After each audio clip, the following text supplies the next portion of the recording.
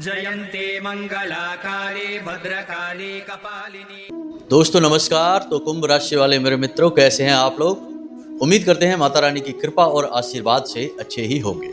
तो आज का यह वीडियो बेहद ही खास है, क्योंकि आज के वीडियो में हम आपको बताने जा रहे हैं 3 ऐसे कार्यों के बारे में जिन्हें आपको हर हालत में करना ही होगा।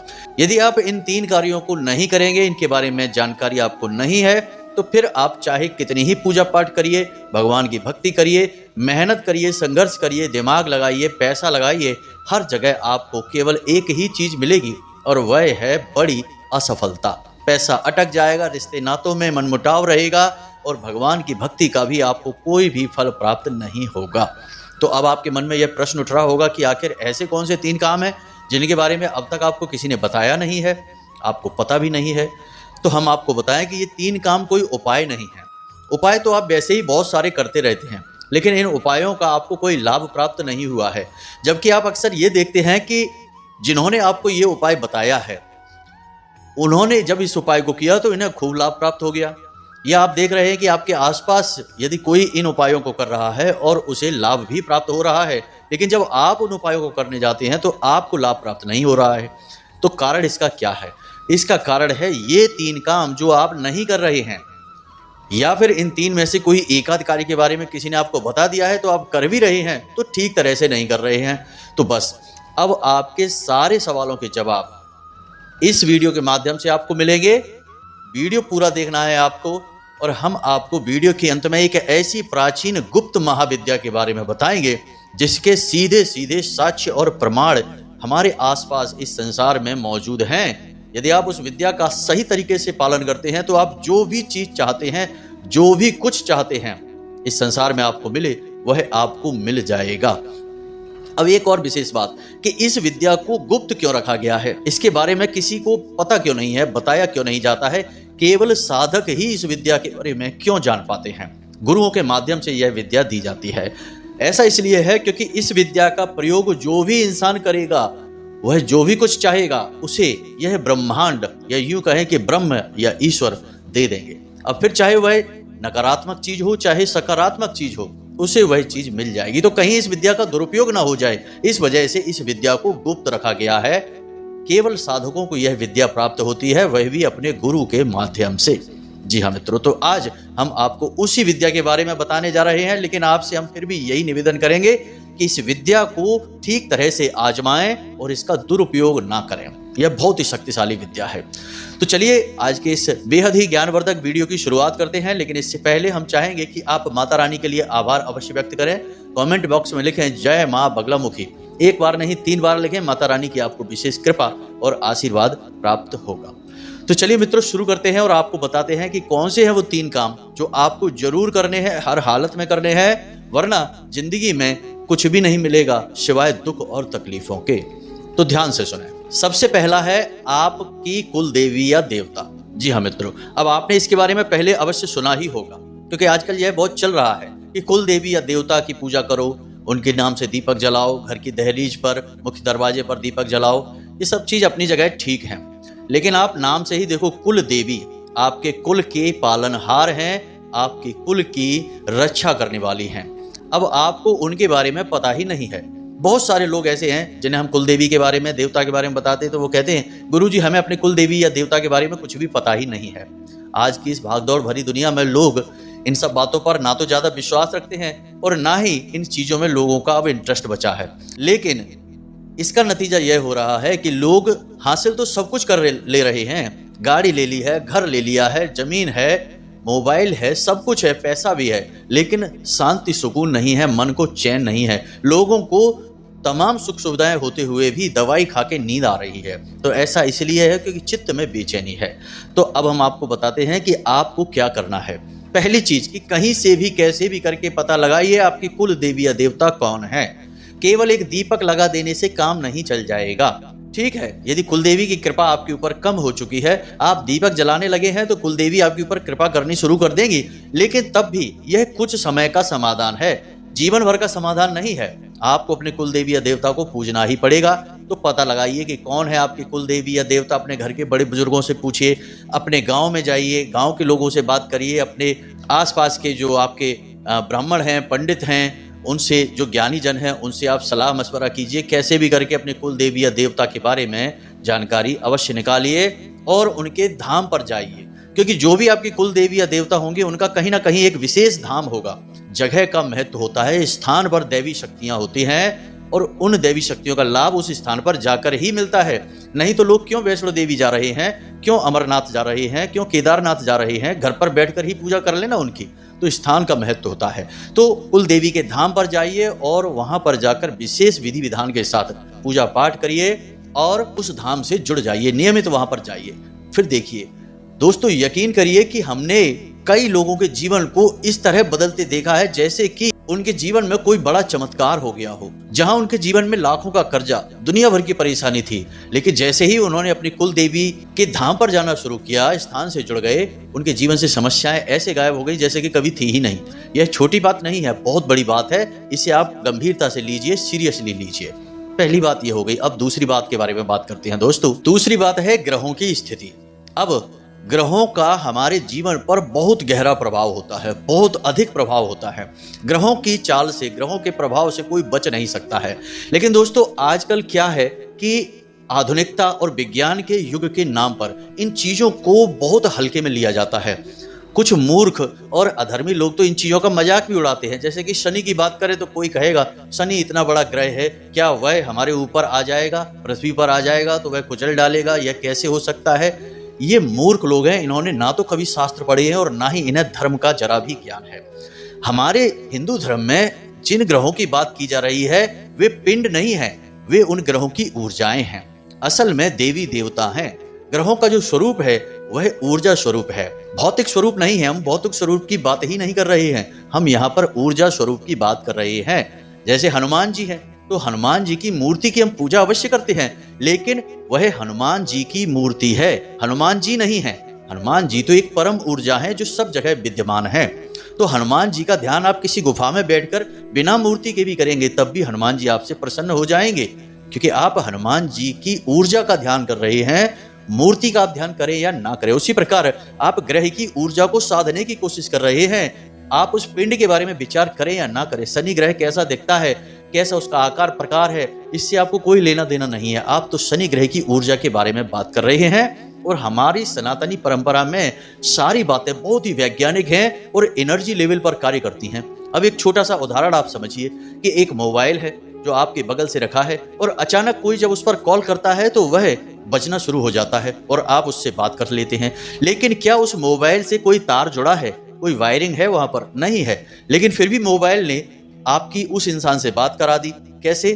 क्योंकि उसने उस एनर्जी को महसूस किया और उसे कैप्चर करके आपकी उससे बात करा दी।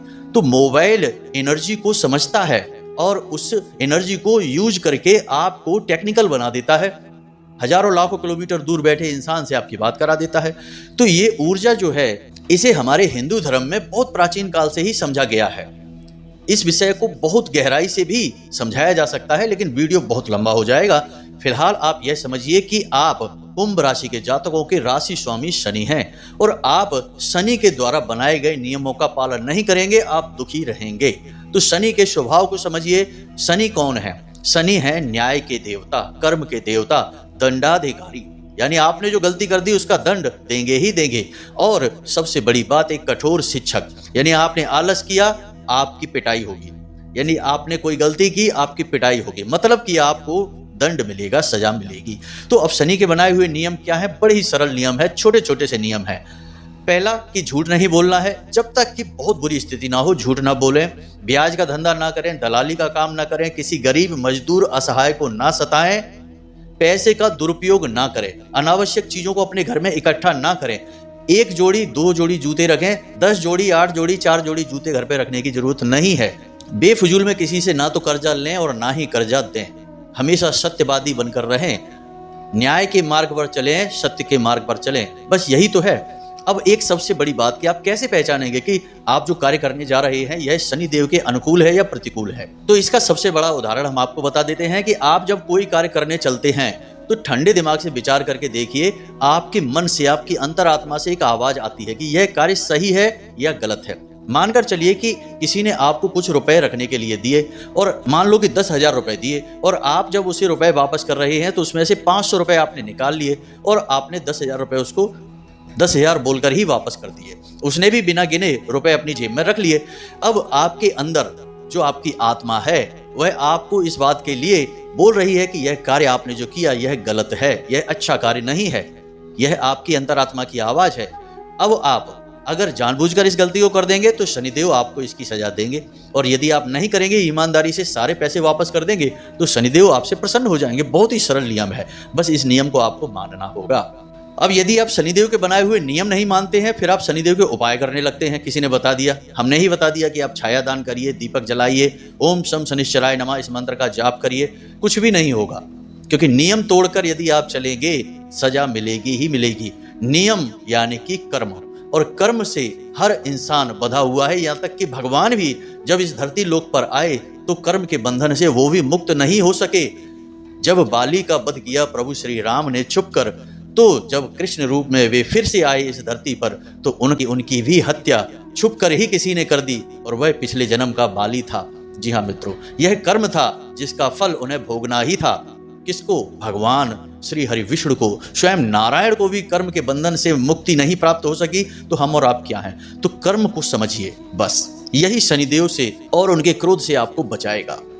अब तीसरे कार्य को जरा ध्यान से समझिए। इसे समझने के लिए आपको थोड़ा सा अपने अंदर झांकना होगा। हम तो हमेशा यही कहते हैं कि आप पहले अपने अंदर झांकिए। यथा पिंडे तथा ब्रह्मांडे ऋग्वेद में लिखा हुआ है, यानी जैसे आप हैं वैसा ही आपके आसपास का संसार हो जाएगा। जैसी आपकी मनस्थिति वैसी ही आपकी परिस्थिति बन जाएगी। तो अब विचार करके देखिए कि आप किसी भगवान की पूजा करते हैं। मान लीजिए कि आप हनुमान जी की या भोले बाबा की पूजा करते हैं, तो आप जब भी मंदिर जाते हैं तो आप मंदिर में कोई ना कोई आस लेकर जाते हैं। भगवान हमारे बेटे की नौकरी लगवा दो, भगवान हमारा ये व्यापार चल रहा है, इस व्यापार में हमें उन्नति करवा दो, भगवान हमें ये दिलवा दो, वो दिलवा दो। ये विचार जो आप लेकर मंदिर में जाते हैं, ये असल में नकारात्मक विचार हैं।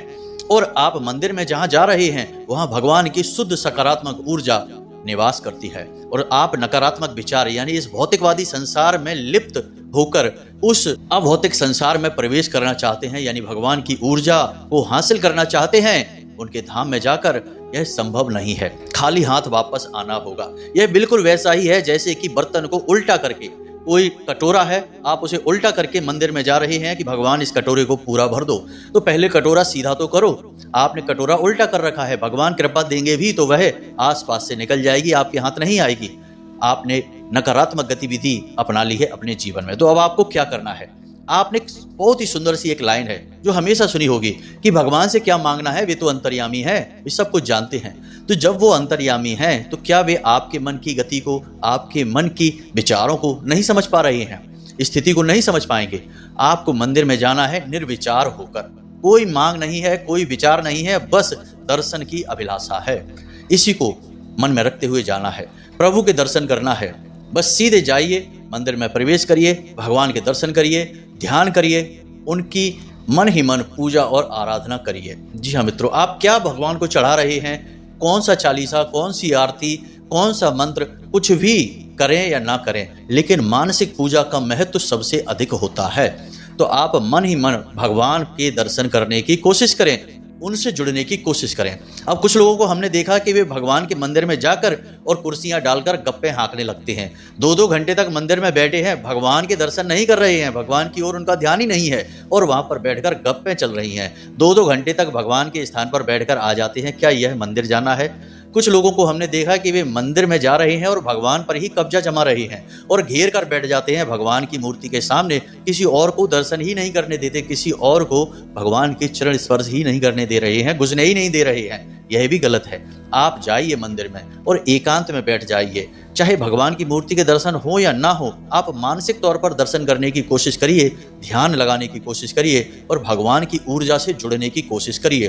तब आपका बर्तन सीधा होगा और फिर आपके बर्तन में जो भरा जाएगा, यानी कि बिना मांगे जो आपको मिलेगा वह आपके मन के अनुसार होगा, और आपको इसका ज्ञान ही नहीं है कि भगवान आपको क्या क्या दे सकते हैं। आप तो अपनी छोटी सी बुद्धि से जरा जरा सी चीजें मांग रहे हैं। भगवान तो आपको वो दे सकते हैं जो आपकी बुद्धि से भी परे है, कल्पना से भी परे है। बिन मांगे मोती मिले, मांगे मिले न भीख। तो भीख नहीं मांगनी है, बिना मांगे जाइए। यह भाव बहुत आवश्यक है मित्रों। भाव से ही दुनिया चल रही है, भाव के ही भगवान भूखे हैं। तो इन चीजों को आप हल्के में नहीं ले सकते हैं। भौतिक चीजों का महत्व इतना सा है, जरा सा, लेकिन मानसिक चीजों का तो सब कुछ है। सारा महत्व मानसिक ही तो है। जी हाँ मित्रों, तो ये 3 काम है जो आपको अवश्य करने होंगे, हर हाल में करने होंगे। कुंभ राशि के जातकों को विशेष तौर से करने ही होंगे, क्योंकि यह एक ऐसी राशि है जिसके अंदर हर एक राशि के गुण मौजूद होते हैं। ये जबरदस्त तरीके से ग्रो कर सकते हैं अपने जीवन में, बशर्ते कि ये अपने आप को पहचान जाएं कि ये असल में कौन हैं। जब तक ये अपने असली स्वरूप को ना जानेंगे तब तक ये बस भटकते ही रहेंगे। तो अब बात करते हैं उस गुप्त महाविद्या के बारे में। मित्रों, आपने इस विद्या के बारे में शायद कभी सुना हो या ना सुना हो, पता नहीं, लेकिन आप ध्यान से सुनिए। इस विद्या का नाम है मैलेरीगामी। जी हाँ मित्रों, यह बहुत ही शक्तिशाली विद्या है। बड़े बड़े संत महात्मा इस विद्या का प्रयोग करते हैं अपने लक्ष्यों को हासिल करने के लिए। अब इस विद्या का सारा उपयोग मानसिक है, वैचारिक है। यह कोई उपाय नहीं है कि जल चढ़ा आइए, कोई सामग्री चढ़ा दीजिए, ऐसा कुछ भी नहीं है। यह एक गुप्त विद्या है, मानसिक है, वैचारिक है। तो अब ध्यान से सुनिए कि इसे आपको प्रयोग कैसे करना है। तो अब हम आपको इस विद्या के प्रयोग के बारे में बता रहे हैं। जरा ठंडे दिमाग से सुनना सारी बातें। और इस विद्या का प्रयोग करना केवल 7 दिन, और 7 दिन के बाद जो आपको नतीजे मिलने शुरू होंगे, 7 दिन के अंदर ही आपको नतीजे मिलने शुरू हो जाएंगे। बशर्ते कि आपका भाव जितना गहरा होता जाएगा उतने ही जल्दी आप अपने नतीजों को आकर्षित करना शुरू कर देंगे। अब हम बात कर रहे हैं ऊर्जाओं की। अब आप भगवान के बारे में विचार करके देखिए। आप जिस भी मूर्ति के दर्शन कर रहे हैं, क्या वह मूर्ति भगवान है? नहीं। आप हमेशा क्या कहते हैं? हनुमान जी की मूर्ति, भगवान भोलेनाथ की तस्वीर, नारायण की तस्वीर, नारायण की तस्वीर, नारायण नहीं। माता लक्ष्मी की फोटो, माता लक्ष्मी नहीं। यह बिल्कुल वैसा ही है जैसे कि आपकी फोटो कोई देखे तो क्या वह फोटो आप हैं? नहीं, आप अलग हैं, फोटो अलग है। फोटो केवल उनका एक प्रतिबिंब है, उनकी मूर्ति, उनकी तस्वीर केवल एक प्रतिबिंब है, लेकिन वे असल में अलग हैं, ऊर्जा स्वरूप हैं। उनकी तो कोई तस्वीर बनाई ही नहीं जा सकती है, उनका तो कोई रूप ही नहीं है, और वे तो कण कण में विद्यमान हैं। बस यही बात आपको अपने मन में विचार में रखनी है। अब आप अपने बारे में विचार करिए। क्या आप यह शरीर हैं? क्या आप यह भौतिक संसार में जो क्रियाकलाप कर रहे हैं, जो इस भौतिक शरीर से कर रहे हैं, क्या सचमुच में आप यही शरीर हैं? नहीं। आप क्या कहते हैं? मेरा शरीर, यानी मैं नहीं। आप क्या कहते हैं? मेरा हाथ, यानी मैं नहीं। जैसे आप कहते हैं मेरी गाड़ी, यानी गाड़ी है वो, आप नहीं है। वैसे ही आपका शरीर आप नहीं है। तो आप कौन हैं? आप हैं इस शरीर के अंदर रहने वाली, शरीर को धारण करने वाली वह परम आत्मा। और वह परम आत्मा क्या है? उस परमात्मा से ही निकला हुआ एक अंश। अब यहां से आप समझ रहे हैं, सारी बातों को जोड़ पा रहे हैं। वह परम आत्मा, या यूं कहें कि ब्रह्म या ईश्वर, जिससे कि एक अंश निकला, एक बड़े दीपक से एक छोटा दीपक जला। और बड़ा दीपक कौन है? ब्रह्म है। और छोटा दीपक कौन है? आप हैं। यानी कि उसी आत्मा का सच्चा स्वरूप आप हैं। उसी से आप जुड़े हैं, उसी से आप निकले हैं, और उसी में आप समाहित हो जाएंगे। सारी बातों को समझ पा रहे हैं? अब आप इन चीजों को यदि समझ पाएंगे तो आप इस विद्या का प्रयोग कर पाएंगे। अब कैसे करना है इस विद्या का प्रयोग, जरा ध्यान से सुनिए। यहाँ किसी भी प्रकार के कर्मकांड की कोई जगह नहीं है, सब कुछ मानसिक होगा। तो जरा ध्यान से समझना होगा। आप जब सुबह सोकर जागते हैं, हमने आपको पिछले कई वीडियो में बताया है कि सोकर जागते ही लगभग आधे घंटे तक जो आपकी अवस्था होती है वह बहुत ही महत्वपूर्ण अवस्था होती है, क्योंकि उस समय आप ना तो पूरे जागे होते हैं और ना ही आप पूरे सोए होते हैं। आप बीच की अवस्था में होते हैं, और इस बीच की अवस्था में आप उस ब्रह्म को साध सकते हैं। इसीलिए सुबह जब जल्दी सोकर जागने की व्यवस्था बनाई हमारे हिंदू धर्म में, तो उसे ब्रह्म मुहूर्त कहा गया, यानी कि उस ईश्वर से, उस परमात्मा से जुड़ने का समय। तो आप क्या करेंगे? आप सुबह जब सोकर जागेंगे तो आपको अपने ही बिस्तर पर बैठ जाना है, आंखें मूंद कर। कोई भी क्रियाकलाप नहीं करनी है, न पूजा पाठ, न मंत्र जाप, न नहाना, न धोना, न कुल्ला करना, कुछ भी नहीं। बस चुपचाप आपको बैठ जाना है आंखें मूंद कर। और कोशिश करें कि आप सूर्योदय से पहले जागें, सूर्योदय के बाद नहीं, क्योंकि जितनी हलचल संसार में बढ़ जाएगी आपको इस विद्या को हासिल करने में उतनी ही तकलीफ होगी। शांति में आप इस विद्या को साध पाएंगे। तो कोशिश करें कि सूर्योदय से पहले जागें। जागते ही अपने बिस्तर पर बैठ जाएं आंखें मूंद के, और सिंपल से आसन में बैठें। आप पालथी मारकर बैठ जाएं, आंखें बंद करके। हाथ की मुद्रा कोई भी रख सकते हैं, लेकिन यदि इस मुद्रा को रखेंगे, इसे ज्ञान मुद्रा कहते हैं, तो ज्यादा बेहतर होगा।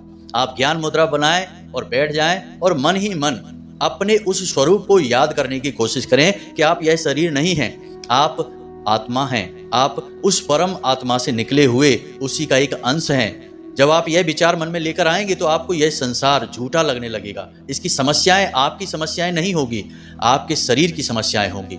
नौकरी नहीं मिल रही है, आपके शरीर को नहीं मिल रही है। आपकी आत्मा को नौकरी की कोई जरूरत नहीं है, उसे इस संसार की किसी भी चीज की जरूरत नहीं है।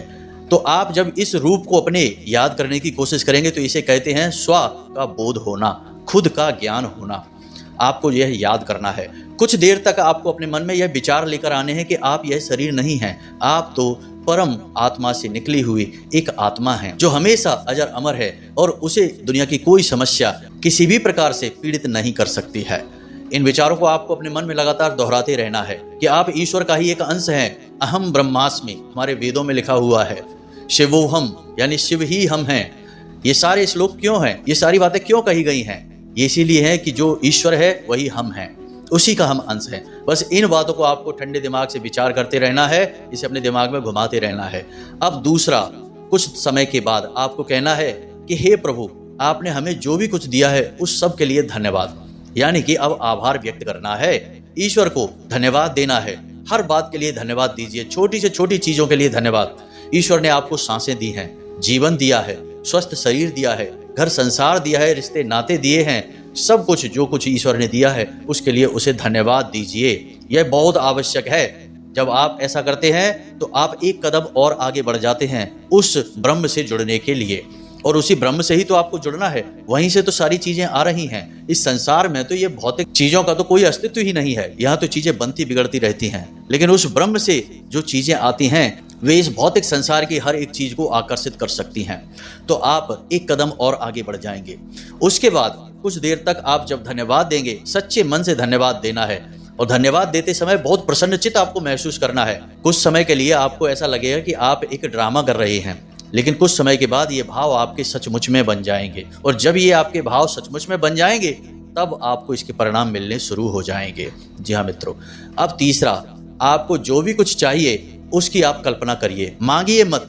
ब्रह्म से कुछ भी नहीं मांगना है। आपको नौकरी चाहिए, आप कल्पना करिए कि आपकी नौकरी लग चुकी है। जी हाँ मित्रों, यह आपको अपने मन में विचार लेकर आना है, और आप नौकरी के लिए तैयार होने जा रहे हैं। आप नौकरी का आनंद ले रहे हैं। आप कैसे नौकरी कर रहे हैं, क्या आपकी नौकरी में चल रहा है, सारी चीजों का विचार लेकर आइए। बस आप जब यह करते हैं तो आपके लिए ब्रह्म ऊर्जा तैयार हो जाती है उस नौकरी को देने के लिए। जिस अवस्था को आप जीने की कोशिश कर रहे हैं, मन में कल्पना कर रहे हैं, उस अवस्था को सच बनाने के लिए इस ब्रह्मांड में हलचल शुरू हो जाती है और आपकी ओर चीजें आकर्षित होने लगती हैं। इसी को आज की समय में लॉ ऑफ अट्रैक्शन भी कहते हैं।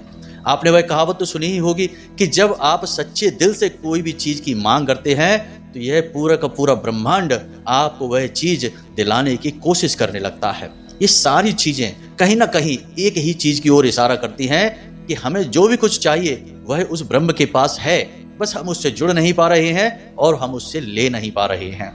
हम कितनी ही कोशिश करें, हमारी कोशिशें सब झूठी हो जाती हैं, लेकिन उस ब्रह्म से जब हम जुड़ जाएंगे तो हमें बिना कोशिश किए, कम प्रयास के सारी चीजें हासिल होने लगेंगी। जी हाँ मित्रों, आप इस विद्या का अभ्यास करिए और इसके नतीजे आपको बहुत ही जल्द दिखाई देने शुरू हो जाएंगे। हमने स्वयं भी इस विद्या का प्रयोग किया है। जिन लोगों ने अपने जीवन में कुछ भी बड़ा हासिल किया है उन्होंने भी इस विद्या का कहीं ना कहीं प्रयोग तो किया ही है, किसी न किसी रूप में प्रयोग किया है, जाने या अनजाने में प्रयोग किया है, लेकिन किया अवश्य है। तो प्यारे मित्रों, इन सब बातों को गंभीरता से लो, अपने जीवन में इन्हें उतारो और उसके बाद जीवन को बदलते हुए अपनी आंखों के सामने खुद महसूस करिए। तो उम्मीद है मित्रों की जो बातें हमने आपको इस वीडियो में बताई हैं वे आपको अच्छी तरह से समझ में आ गई हैं। हो सकता है वीडियो थोड़ा लंबा हो गया हो, लेकिन ये वीडियो आपके जीवन को बदल कर रख देने वाला वीडियो है। यदि कोई प्रश्न आपके मन में उठता है तो आप कमेंट करके पूछें, या फिर वीडियो में या डिस्क्रिप्शन में दिए गए नंबर पर सीधे धाम से जुड़कर आप इन प्रश्नों के जवाब हासिल कर सकते हैं। इसी के साथ साथ आज के इस वीडियो को विराम देते हैं। हमेशा हंसते रहिए, मुस्कुराते रहिए, सकारात्मक रहिए, ईश्वर का धन्यवाद हमेशा करते रहिए। माता रानी की कृपा और आशीर्वाद आपके ऊपर हमेशा बना रहेगा। मिलते हैं अगले ज्ञानवर्धक वीडियो में, तब तक के लिए धन्यवाद। जय माई की, जय माँ।